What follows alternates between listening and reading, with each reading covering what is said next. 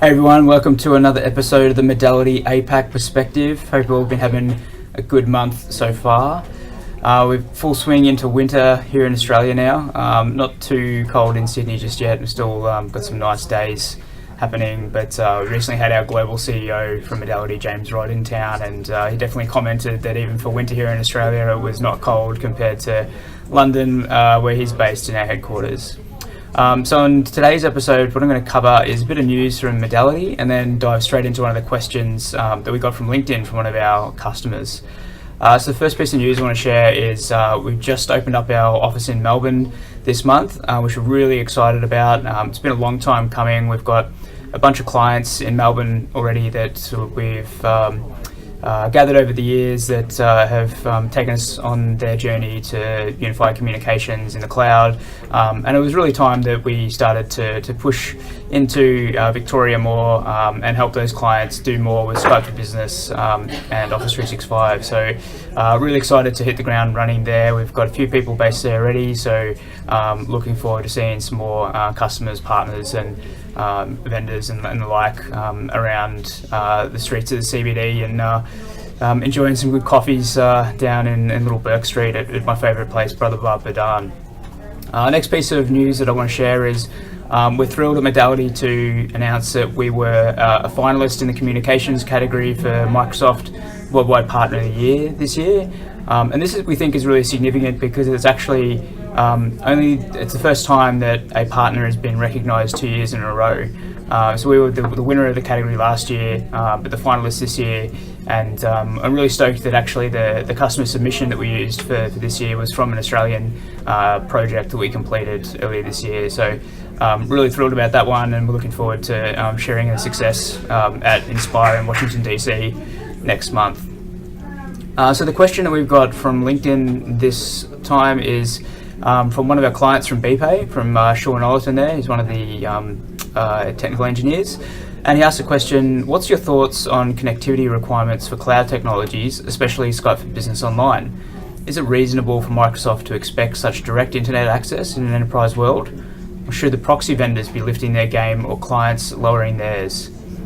So that's a really good question, and I think we come across this with every project that we do with Skype for Business Online, because pretty much every enterprise company under the sun will be controlling their outbound internet access from client machines, whether those are PCs, tablets, mobiles, on the internal network, through an outbound proxy of some kind, so they can filter traffic, make sure they're not going to suspicious websites that could be filled with malware and could introduce threats into the internal network.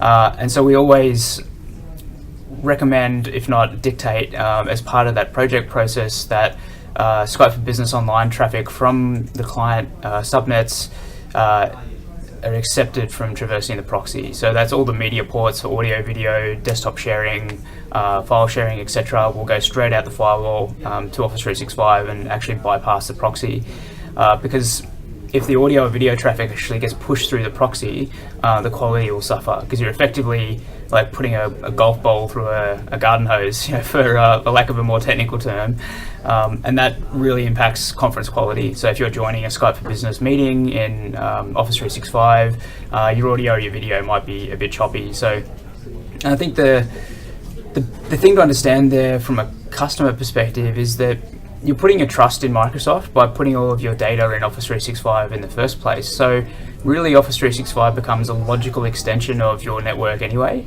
And you've got your mail and SharePoint and files, and you're hosting your meetings in Skype for Business Online in Office 365. So the connectivity from your network into Office 365 and the IP addresses and FQDNs that map to that, that's really a trusted connection as is, and it's always going to be over a HTTPS or a TLS encrypted connection between your network and Office 365. So our view is that should really be treated as an extension of your network anyway, and so that should then bypass the proxy and have the clearest path possible into Office 365.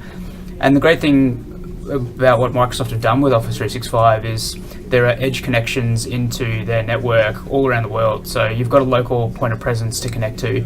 So if you're based in Sydney or Melbourne, it's going to connect to one of the local Microsoft Edge points, and then it's going to be a really fast optimized connection over fiber to the location of your tenant anyway. So it's not like it's traversing a lot of hops to get there. It's going out of your internet connection and then straight into Microsoft.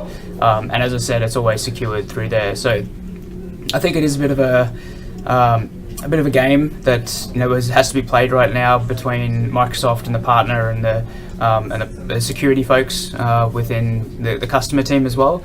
And it really just comes down to good communication, working through some of the governance and needs that customer security team has to say, look, we're not exposing your internal network to more risks here. We're actually enhancing the experience and making sure that it's as efficient as possible.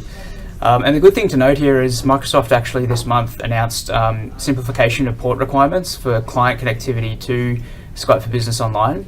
So previously you had to open up outbound ports 50,000 to 59,999 UDP and TCP for the most efficient audio and video connection. And Microsoft have actually made that optional now.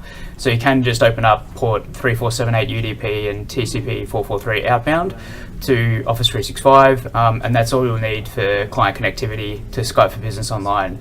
So it does reduce that attack surface somewhat from a security perspective, and may help getting that through the security team from a bypass proxy point of view. So Sean, I hope that helps with that question, and maybe gets through kind of any challenges you've got there.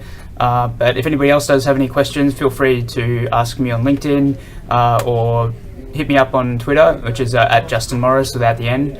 I'm more than happy to answer any questions you've got relating to cloud communications, Skype for Business Online, video conferencing, interoperability, voice integration, anything like that. If you can think about it, then we've probably done it in some flavour. More than happy to help and answer questions.